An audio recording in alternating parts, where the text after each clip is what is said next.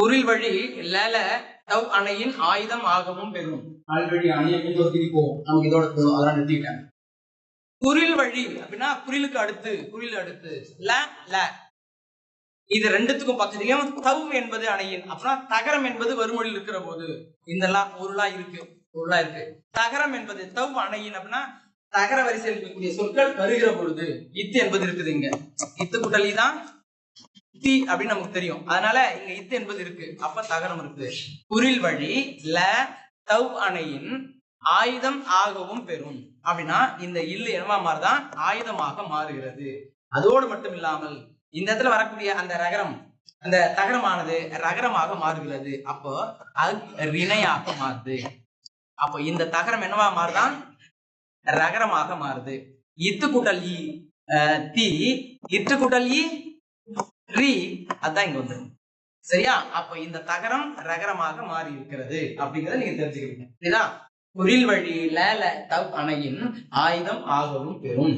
அப்போ இந்த இடத்துல வரக்கூடிய இந்த இல்லானது என்னவாக மாறி இருக்கிறது அப்படின்னு நம்ம பார்த்தோம் சொன்னா, அது மறுமொழியில தகரம் வந்தால் இது மாதிரி மாறும். சரி, இது மாறுகிற போது என்ன நடக்குது அப்படின்னு பார்த்தோம் சொன்னா, மறுமொழியில் இருக்கக்கூடிய அந்த தகரமும் ரகரமாக மாறும். இப்ப இந்த விளக்கத்துக்கு வாங்க. இங்க பாருங்க, அல்வழியில் தனிக்குறிலை அடுத்து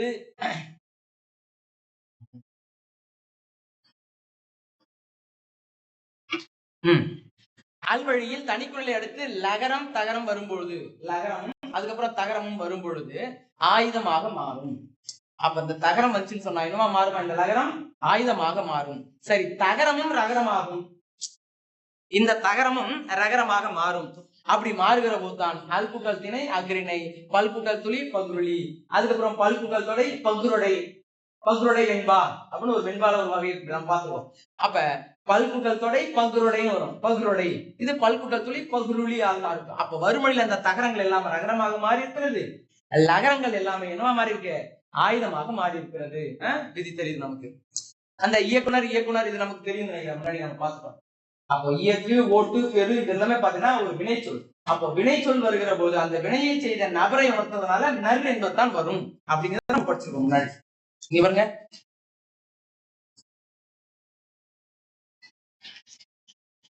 இங்க பாருங்க, ஓட்டு அப்புறம் பெரு இதெல்லாம் ஓட்டு பெருலாம் எல்லாம் வினைச்சொற்கள் தானே. அப்ப வினைச்சொற்கள் வருகிற பொழுது அந்த வினையை செய்த நபர், நபர் அப்படின்னு நபர், அப்ப நபருக்கு சுருக்கமா நர், அப்ப ஓட்டுநர் தான் வரும். அதான் சரி. பெறுகின்ற ஒரு நபர், அப்ப பகரம் போயிட்டு நர் மட்டும் தான் இருக்கும், அப்ப இந்த நர் தான் வரும். அப்ப என்ன வரக்கூடாது, ஓட்டு நர் இப்படி வரக்கூடாது. அது மாதிரி பெறுநர் அனுப்புனர் நம்ம எழுதணும் இல்லையா, அனுப்புனர் பெறுநர் கடிதத்தில் எழுதணும் இல்லையா. அப்ப உனக்கு சந்தேகம் பக்கத்துல வரவே கூடாது. ஏன் அப்படின்னு பார்த்தோம்னா, இந்த அனுப்பு ஓட்டு பெரு இயக்கு இது எல்லாமே பார்த்தீங்கன்னா வினைச்சொற்கள். அப்ப வினைச்சொற்களை செய்கின்ற நபரை குறிப்பதனால அது நறுதான் வரும். ஏன்னா இந்து என்பது பெயர் இடைநிலை அப்படின்னு படிச்சிருக்கோம் பகுவத்துல. அறிஞர் இளைஞர் அப்படின்னு படிக்கிற போது அந்த இந்து இஞ்சு இதெல்லாமே என்னது, பெயர் இடைநிலைகள். அப்ப இதுவும் ஒரு பெயர் சொல் தான். ஆனால் எதன் அடிப்படையாக தோன்றி இருக்கிறது, ஒரு வினையின் அடிப்படையாக தோன்றியிருக்கிற ஒரு சொல் என்பதனால இது ஒரு பெயர் சொல். ஆனால் எதன் அடிப்படையில் தோன்றிருக்கு, வினையின் அடிப்படையில் தோன்றிருக்கு. அந்த வினையை செய்த நபரை குறிக்கிறது. ஓட்டுகின்ற நபர் யாரோ அவர்தான் ஓட்டுநர். பேருந்து ஓட்டுநர் எழுதிருப்பாங்க, நடத்துனர் எழுதிருப்பாங்க, அத வழி நடத்தக்கூடியவர். அவர்கள் எல்லாம் எங்க போறீங்க எங்க வரீங்கன்னு கேட்டு வழி நடத்தக்கூடிய நடத்துனர். அப்ப எல்லாத்துக்குமே எந்த நேரம் வரும், பெயர் இடைநிலையான இந்த இந்துதான் வர வேண்டும் அப்படிங்கறத நீங்க தெரிஞ்சுக்கிட்டீங்க. அது இங்க இது அடிக்கடி நமக்கு பார்க்க வேண்டிய ஒரு செய்தி இது. அடுத்தது ரெண்டாவது ஒரு விஷயம் நமக்கு தெரிய வேண்டிய விஷயம் பாருங்க, வினை சொல்லாக இருந்தா ரைட் இல்லையா, பெயர் சொல்லா வந்துச்சுன்னா என்ன பண்றது பாருங்க. உறுப்பு குழு ஊர் இதெல்லாம் பெயர் சொற்கள் தானே. குழு குழுவினர் நம்ம சொல்றோம், அப்புறம் ஊர் ஊரினர் சொல்றோம், அப்புறம் உறுப்பு உறுப்பினர் சொல்றோம். இது எல்லாமே ஒரு பெயர் சொல்லா இருக்கிறது. அப்போ பெயர் சொல்லா இருக்கக்கூடிய போது ஒரு வேலையை ஒரு நபரை உணர்த்தி சொன்னா அந்த இடத்துல எந்த ரன்னகரனா தான் வரணும். இங்க பாருங்க என்ன நம்ம எழுதுவோம், ஊரினர் நாட்டினர் ஊரினர் எழுதுறோம் இல்லையா. அப்ப ஊர் கூட்டல் நர் என்ன நர் வரும், இந்த இடத்துல ரென்னகரனா தான் வரணும். அதே மாதிரி குழுவினர் கொடுத்துருக்காங்க, அதுக்கப்புறம் வேற என்ன கொடுத்துருக்காங்க, உறுப்பினர் கொடுத்திருக்காங்க. இது மாதிரி நம்ம எந்த சொல்லை பெயர் சொல்லாக எடுத்துக்கிட்டாலும் சரி என்னதான் வரணுங்க, இந்த ரன்னகரனா தான் வரணும். இதுக்கு பேர் என்னது, ரன்னகரனா. இதுக்கு பேர் என்னது, தன்னகரனா. இது டாவுக்கு பக்கத்துல வரக்கூடியனா, இது ராவுக்கு பக்கத்துல வரக்கூடியனா என்பதனால இது பேர் ரன்னகரனா அப்படின்னு நம்ம சொல்றோம். இல்லையா? இதெல்லாம் நம்ம பாத்துக்கலாம். சரி, திரும்ப திரும்ப இதெல்லாம் நம்ம பாத்துக்கிட்டே இருக்கோம். தென்னகரனா ரன்னகரனா. அப்ப இது ரன்னகரனா அப்படிங்கறத நம்ம தெரிஞ்சுக்கிட்டோம். அப்போ முன்னாடி இருக்கக்கூடிய அந்த எழுவாயில் நிலைமொழியில் இருக்கக்கூடிய சொல்லு பெயர் சொல்லாக இருந்தால் இந்த ரன்னகரனாவும், வினை சொல்லாக இருந்தால் தன்னகரனான் பேர் இருக்கு. தாவு பக்கத்துல வரக்கூடியனா இல்லையா, அதனால இது பேரு தன்னகரனா. தாவுக்கு பக்கத்துல வரக்கூடியனா தன்னகரனா. ஏன்னா இந்த மூன்றுக்கும் மயங்கொழி சொற்களை நம்ம பார்த்து இருக்கோம். 3 விதமான ஒழிப்பு முறைகளால இது பிரிச்சு வச்சிருக்காங்கப்பா. 3ஆ கோடு போட்டு கூட நம்ம நேற்று காட்டணும் இல்லையா, அன்னைக்கு நம்ம பார்க்கறது இது 3த்துக்கும் நாக்கு புரட்சியில வேறுபாடுகள் உண்டு நம்ம பயன்படுத்துறதுல. அதனால இது 3 ஒரே மாதிரியான சிறு சிறு வேறுபாடுகளுடன் ஒழிக்கக்கூடிய எழுத்துகள். வேறுபாடுகள் இருக்குது. ஆனா நம்ம இதெல்லாம் பெரும்பான்மையா ஒரே மாதிரி உச்சரிக்கிறதுனால இது ஒரு பகுதி. இது அப்ப 3 பிரிவாக இருக்கிறது, மயங்கொழி இருக்கிறது நம்ம பார்த்தோம். சரி, அதுல மொத்தம் எத்தனை எழுத்துக்கள் இருக்குது, 8 எழுத்துக்கள் இருக்குன்னு நம்ம பார்த்தோம். சரி, அப்ப இந்த நகரத்துக்கு என்ன பேருனா தன்னகரனா, இந்த நகரத்துக்கு பேரு தென்னகரனா, இந்த நகரத்துக்கு பேரு ரன்னகரனா அப்படிங்கறத பேரு நம்ம முன்னாடி பார்த்துட்டோம். இதைதான் நீங்க எழுதி வந்திருக்கீங்க. இப்ப இது கட்டாயமா தேர்வுக்குள்ள இருக்கும், எதிர்பார்க்கலாம் நீங்க. அதனால இந்த வாக்கியத்தை சரியா அமைச்சதுங்க, பொருள் எழுதிக்கீங்க. பொருள் அடிப்படையில நீங்க எழுதிக்கீங்க. பிழையை தவிர்க்க சில குறிப்புகள் இதை நம்ம பார்த்துட்டு வந்த செய்திதான். 2 மதிப்பெண்கள் இருக்கு. என்னென்ன பண்ணணுமா, எழுத்தினை தெளிவாக உச்சரிக்க பழக வேண்டும், அந்த ஒலிப்பு வேறுபாடுகளை தெரிந்து ஒழிக்க வேண்டும். தமிழில் இவ்வெழுத்துகள் வரும் முறையையும் அவை ஏற்படுத்தும் பொருள் மாற்றத்தையும் அறிந்து பயன்படுத்த வேண்டும். இந்த நகரம் வருகிற இடத்துல இந்த நகரம் வந்தால் என்ன பொருள், வேற வேற பொருள் இருக்குது. இங்க பாருங்க, அனல், அனல் வேறுபாடுகள் இருக்குது. புரியுதா? இந்த அனல்னா நெருப்பு அப்படின்னு அர்த்தம், இந்த அனல்னா தாடி அப்படின்னு அர்த்தம். இந்த அனலுக்கு என்ன பேரு, தாடி அப்படின்னு பேரு. இந்த மாதிரி நம்ம பெரிய ஒரு பட்டியலே வச்சுக்கணும் இல்லையா, பெரும் பட்டியலே வச்சுக்கோம். அப்ப எழுத்துக்கள் மாறுகிற போது என்னென்ன பொருள் மாற்றங்களை தெரிகிறது அப்படிங்கிறத நம்ம தெரிஞ்சுக்கிட்டு அந்த பிழைகளை தவிர்ப்பதற்கு முயற்சிகளை மேற்கொள்ளுதல் வேண்டும். சரி, எழுத்துக்களை எழுத பழகும் போது வாய் விட்டோ மனதுக்குள் உச்சரித்தபடியோ எழுத பழகுவது நல்லது. அந்த பிழைகள் வராமல் இருக்கணும் என்ன பண்ணணும், நீங்க அந்த எழுத்த சொல்ல எழுதுகிற பொழுது சொல்லிட்டே எழுதுச்சுன்னா ஞாபகம். மாறாக ஒரு சிலர் மட்டும் என்ன பண்றாங்க அப்படின்னு பார்த்தோம்னா, எழுதிட்டு இந்த சொல்ல ஆரம்பிச்சாங்க, எழுதுறதுக்கு ஆரம்பிச்சாங்க, அடுத்த சொல்ல போய் சொல்றாங்க. அப்ப இந்த சொல்லினுடைய அந்த எழுத்துகள் என்னங்கிறத தெரியாம என்ன பண்றாங்க, அடுத்த சொல்லி ஓடிடுவாங்க. அப்ப என்ன பண்ணுவோம், இந்த சொல்லை தவறாகத்தான் எழுதுவோம். அதனால எழுதுகிற சொல்லை என்ன பண்ணுங்க, சொல்லிட்டே எழுதுங்க. அதுக்கப்புறம் நீங்க அடுத்த சொல்ல தெரியுங்களா, முதல்ல கூட சொல்லிக்கலாம், தப்பு இல்ல. ஆனா தாண்டி தாண்டி தாண்டி போயிட்டு என்ன பண்ணாதீங்க, வேற சொல்லிட்டே இந்த சொல்ல எழுதாதீங்க, அடுத்த சொல்ல சொல்லிட்டு இந்த சொல்ல எழுதாதீங்க, இந்த சொல்ல சொல்லிட்டு இந்த சொல்ல எழுதுங்க. வித்தியாசம் புரியுதல்ல உங்களுக்கு? பிழைகள் வரவே வராது. அடுத்து, வேகமாக எழுத முயல்வது பிழைக்கு வழிவகுக்கும். ஆரம்ப காலகட்டத்தில் பக்கத்துல பிழை எழுதிக்கலாம். இப்ப எழுதாத, நீ மனசுல எழுதிக்க. ஆரம்ப காலகட்டத்துல கடற்கடை எழுதுனா பிழை வரும். இப்ப நீங்க கடற்கடன் தான் எழுதி ஆகணும், ஏன்னா அப்படிப்பட்ட ஒரு சூழல் இல்லையா. கிட்டத்தட்ட ஒரு 40 பக்கம் 38 பக்கங்கள் நம்ம எழுத வேண்டியது இருக்குது. அப்ப இதெல்லாம் நம்ம பொறுமையா உட்காந்து எழுதிட்டு இருந்தோம்னா, அழகுபடுத்திட்டு இருந்தோம்னா வேலைக்கு ஆகாது. முதல்ல கடை எழுதணும். ஆனால் நாம 3 விதமான விஷயத்தை கடைபிடிப்போம். வேகமாக எழுதணும், சொல்லிட்டு எழுதணும், அழகாகவும் எழுதணும். வேகமா எழுதணும், கையெழுத்து எப்படிங்க வரணும். அதுதான் நம்ம பயிற்சி எழுதணும். வகுப்புல உட்காந்துட்டு வகுப்பு தேர்வு எழுதுறோம், மாத தேர்வு, வாக்கு தேர்வுலாம் எழுதிட்டு இருக்கிறோம் இல்ல, இதெல்லாம் பயிற்சி தேர்வுகள் தான். உங்க எங்க உங்களுக்கு முடிவு எங்க இருக்கு, பொது தேர்வுல தான். அதனால சொல்லிட்டே எழுதணும், வேகமா எழுதணும், அழகாவும் எழுதணும். இது 3 ஞாபகம் வச்சுங்க, மனதுல எடுத்து வச்சுக்கோங்க. புரியுதா? சொல்லிட்டே எழுதுங்க, அழகா எழுதுங்க, அப்புறம் வேகமா எழுதுங்க. ரொம்ப முக்கியமான செய்தி.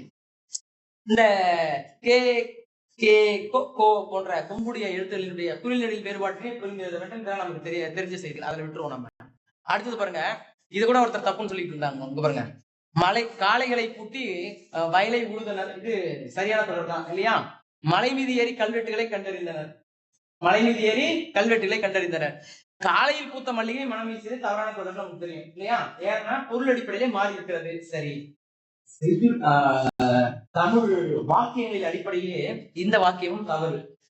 யார் சரியா சொல்லுங்க, சொல்லுங்க. அது தவறு தான். எப்படி தவறு சொல்லுங்க. அதனால நம்ம பெரும்பான்மை எப்படி வச்சுக்கலாம், இதான் வெளிப்படையா தெரியுது, பொருள் அடிப்படையில் இதாங்க தப்பு, அதனால இது தப்புன்னு சொல்லிட்டோம். அடுத்தது பாருங்க, நெற்பயிர்கள் மழை நீரில் மூழ்கின, இது நம்ம சொல்றோம். இது ஏன் தப்பு?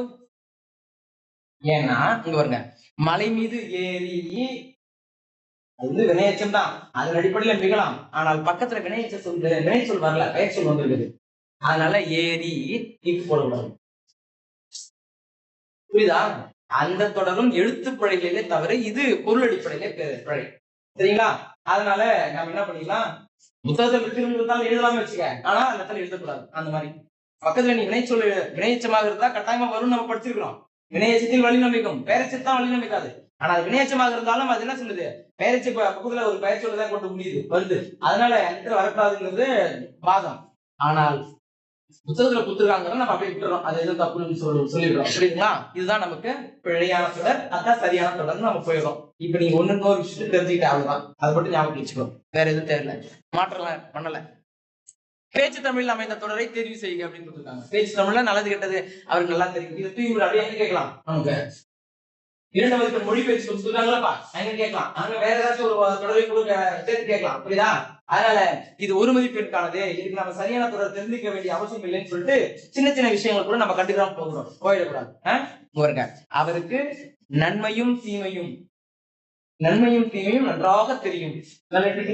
புத்தகம் வச்சிருக்கதானே, நன்மையும் தீமையும் நன்றாக தெரியும். மற்றது எல்லாத்தையும் பாத்தீங்கன்னா சரியா இருக்கு. முடிந்தால் தரலாம், முடித்தால் தரலாம். எல்லா துணைகளும் நானும் போட்டுக்கா ஒரு 10-15 துணைகள் போட்டுட்டு எல்லாத்துக்குமே 10 தான் கொடுத்துருக்கான். இங்க பாருங்க, இயன்றால் தரலாம், முடிந்தால் தரலாம் இப்படின்னு என்ன பண்ணல, அவங்க பொருள் அடிப்படையில நிறைய துணைகள் கொடுத்துருக்காங்க. இந்த சொல்லைதான் நம்ம காட்டிக்கணும்னு சொன்னோம். மைங்கிலீஷ் நம்ம எப்படி எழுதுறோம்ப்பா, என்ன சொல்லு கொடுக்குறாங்களோ அந்த சொல்லுக்கு பொருள் எழுதிடுறோம். இந்த பொருளில் தான் நான் இந்த சொல்ல பயன்படுத்திருக்கேன் அப்படிங்கிறதுக்காக வாக்கியத்தில் அமைச்சு எழுதுறோம். அலை அலை அழை எழுதுறோமா இல்லையா, ஒண்ணு. அது மாதிரி இந்த 2 சொற்களும் அந்த வாக்கியத்தில் இடம்பெற வேண்டும். நம்ம கொடுத்தது என்ன, இவ்விரு சொற்றொடர்கள் உணர்த்தும் பொருளை அறிந்து தொடர் அமைக்க. பொருளை நீ தெரிஞ்சுக்கோ, ஆனால் வாக்கியத்தில் அமைச்சு எழுதாத, பொருளை அமைச்சு எழுதாத, அந்த சொல்ல தொடர் அமைச்சு எழுது.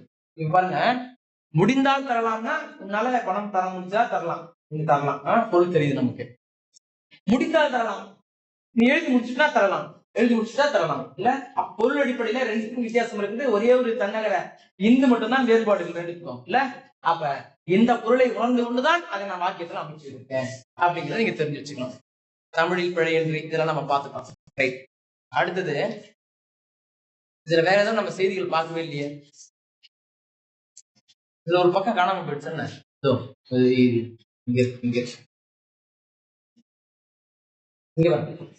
இந்த பகுதி பாருங்க, ஆயுத எழுத்து சொல்லின் இடையில் மட்டுமே வரும், தனி சொல்லாயின் மூவெழுத்தாகவும் தனிக்குள்ளே எழுத்தும் வரும். எடுத்துக்காட்டு தெரியும். ஏன்னா ஆயுத எழுத்துக்கு வேற என்ன பேரு தெரியுமா, ஆயுத எழுத்துக்கு வேற என்ன பேரு, தனிநிலை, அக்கேனம், முப்புள்ளி, முப்பார் புள்ளி, இப்படிலாம் பேர் இருக்குது. சரியா? இப்ப தனிநிலைக்கு நம்ம என்ன விளக்கம் பார்க்கலாம், அது தனியாகத்தான் நிற்கும், அதுவும் நிலையாக நிற்கும். மெய்யெழுத்தின் மாத்திரை அளவை பெற்றிருந்தாலும் அது மெய்யெழுத்தாக சேர்த்துக்க முடியாது. ஏன்னா ஒரு மெய்யெழுத்து ஒரு உயிரோடு சேர்ந்து உயிர் எழுத்தாக மாற்றம் பெறுகிறது. இது மெய்யெழுத்தினுடைய மாத்திரை அளவை பெறுகிறது, ஆனால் எந்த உயிரெழுத்துடன் சேர்வது கிடையாது. அதனால தனித்துதான் நிற்கும், தனியாக நிலையாக நிற்கக்கூடிய ஒரு எழுத்து. அதனால இதுக்கு ஒரு பேரு தனி நிலை. அப்போ முன்னாடி பின்னாடி என்ன வரும், முன்னாடி ஒரு குறியெழுத்து தான் வரும், பின்னாடி ஒரு வழி எழுத்து தொடங்கக்கூடிய எழுத்து தான் வரும். அப்படிங்கிறது நமக்கு தெரியாது தெரியும். முன்னாடி ஒரு குறியெழுத்து தான் இருக்கும். சரியா? அடுத்தது இந்த எழுத்துக்கு பக்கத்துல இருக்கக்கூடியது ஒரு வழிநெழுத்தில் தொடங்கக்கூடிய எழுத்தாகத்தான் இருக்கும். உதாரணம் அக்ஞானம் கூட இதுக்கு ஒரு பொருள் இருக்குது, இதுக்கு ஒரு சொல் இருக்குது. என்ன சொல் இருக்குது, ஆயுதத்துக்கு வழங்கும் வேறு பெயர்கள் அக்ஞானம் அப்படின்னு ஒரு சொல் இருக்குது. பாருங்க, குறில் எழுத்து இடையில தனியா இருக்குது, ஒரு வழிநெழுத்தில் தொடங்கக்கூடிய எழுத்து கூட்டலியே. அங்க அது வேற என்ன கொடுத்துருக்காங்க, எக்கு, அப்புறம் கப்சு இதெல்லாம் கொடுத்துருக்காங்க. இது மாதிரி இருக்கக்கூடிய எல்லா சொற்களும் நீங்க எடுத்துட்டீங்கன்னு சொன்னா ஆயுதம் என்பது ஒரு சொல்லுக்கு இடையில் தான் இருக்கும். ஆனால் அந்த சொல்லுக்கு முன்னாடி ஒரு குறியீட்டு தான் இருக்கும், அதுக்கு அடுத்தது பாத்தீங்கன்னா ஒரு வழிநெழுத்தில் தொடங்கக்கூடிய எழுத்து தான் இருக்கும். அப்படிங்கறது தெளிவா நீங்க தெரிஞ்சுக்கணும். சரியா? அவங்க பொருள் அடிப்படையில கொடுத்து நம்ம ஒரு மதிப்பெண்ல குழப்பம் வைப்பாங்க, அதை யோசிச்சு பதில் அளிக்கிறதுக்கு கொஞ்சம் யோசிக்கணும். இங்க பாருங்க, ஆயுத எழுத்து சொல்லின் இடையில் மட்டுமே வரும் இல்லையா, தெரியுது. தனிச்சொல்லாயின் மூவெழுத்தாகவும் வரும், தனிக்குள்ளே அடுத்தும் வரும், தனிக்குள்ளே அடுத்துதான் வரும். அப்ப தனிச்சொல்லாயின் மூவெழுத்தாகவும், தனிச்சொல்லாக இருந்தா மூ எழுத்து அக்ஞானம் நிறைய எழுத்துக்கள் இருக்குது. சரியா? அது பொருந்தி வராது, நம்ம ஞாபகத்துல வச்சுக்கோம். ஆனால் தனிக்குறளை அடுத்தும் வரும். தனிக்குறளை அடுத்து வரும், அதான் நம்ம தெரிஞ்சுக்க வேண்டிய விஷயம். அடுத்தது பார்த்தா வல்லினத்தில் வரக்கூடிய சொல்லு வரும் அப்படிங்கிறத கூடுதல் செய்தியா ஞாபகம் வச்சுக்கோ. அது கொடுக்கல, வல்லினத்தில் தொடங்கக்கூடிய எழுத்துக்களுக்கு கொண்டுதான் அது சொல்ல வரும் அப்படிங்கிறத கொடுக்கல, ஞாபகத்தை வச்சுக்கிறேன். புரியுதா? ஆயுத எழுத்துக்கு அடுத்தது என்ன வரும்? ஒரு வல்லினத்தில் தொடங்கக்கூடிய எழுத்து தான் வரும். முன்னாடி என்ன எடுத்திருக்கோம்? ஒரு குறில் எழுத்து தான் இருக்கும். இதுலதான் நீ தெரிஞ்சுக்க வேண்டியது. அடுத்தது மெலின எழுத்துக்களில் ந சொல்லின் தொடக்கமாக வாரா. ஏன் வராதுன்னு கொடுக்கல, வாரான்னு கொடுத்துருக்காங்கப்பா? வராது. மெலின எழுத்துக்களில் ந சொல்லின் தொடக்கமாக வராது அப்படின்னு கொடுத்துருக்கணும். வாரான்னு கொடுத்துருக்காங்க. ஏன்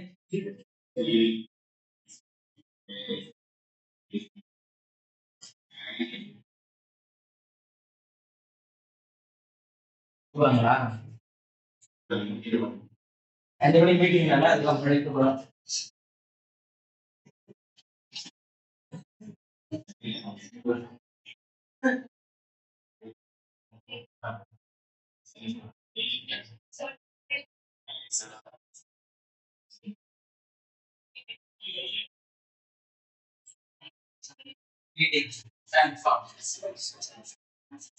இது அப்படியே மற்றது நீங்க அப்படியே வாசிட்டு இருங்க. இதுல நான் கேள்வி கேட்டாலும் இல்ல உங்களுக்கு ஏதாவது ஐயப்பாடுகள் இருந்தாலும் சொல்லுங்க, அடுத்த நம்ம சரி பண்ணிக்கலாம். புரியுதுங்களா? இதை வந்து பொருளடிப்படையில நான் கேட்கற மாதிரி வராது. பொருளடிப்படையில நான் கேட்கறேன். அப்ப இந்த சொல் புணர்ச்சி சொல்லுப்பா, ஆயுதத்துக்கு வழங்கக்கூடிய வேறு பெயர்கள் கேட்கறாங்க. அப்போ தனிச்சொல்லாயின் இடையே மட்டுமே வரும். முன்னாடி பொருள் எழுத்தும் பின்னாடி வந்து வழிநடத்தி வரக்கூடிய எழுத்தும் வரும். அந்த எழுத்து என்னன்னு கேட்கணும். நீங்க ஆயுத எழுத்துன்னு என்ன சொல்றீங்க? புரியுதா? அப்ப இதுக்கு புரிஞ்சுதான் நீங்க சொல்ல முடியும். ஆமா தானப்பா? ரைட். இது என்னமா கேட்டேன், என்னது? வாரா. ஏன் வாரா? வராது. பலவின் பால். அப்ப பல சொற்கள் இங்க ஒன்றுக்கு மேற்பட்டது வருது இல்லையா? அதனால இப்ப மெல்லின எழுத்துக்களில் ந சொல்லின் தொடக்கமாக வராது அப்படின்னு சொல்லணும். ஆனால் ந ரெண்டு எழுத்துல ஒன்றுக்கு மேற்பட்டது இல்லையா? பல பல பன்மை என்பதனால வாரா ஆ என்பது பலவின் பால் வினைமுற்று, அதுவும் பன்மைக்காக உரியது அப்படிங்கறத நம்ம தெரிஞ்சுக்கிட்டோம். புரியுதா? ஒரு எழுத்து சொன்னா வராது, பல எழுத்துக்கள்னா வாரா அப்படிங்கறத நம்ம தெரிஞ்சுக்கிட்டோம். சரி, மற்றத நம்ம அடுத்த வகுப்பு பார்ப்போம். நன்றி, வணக்கம்.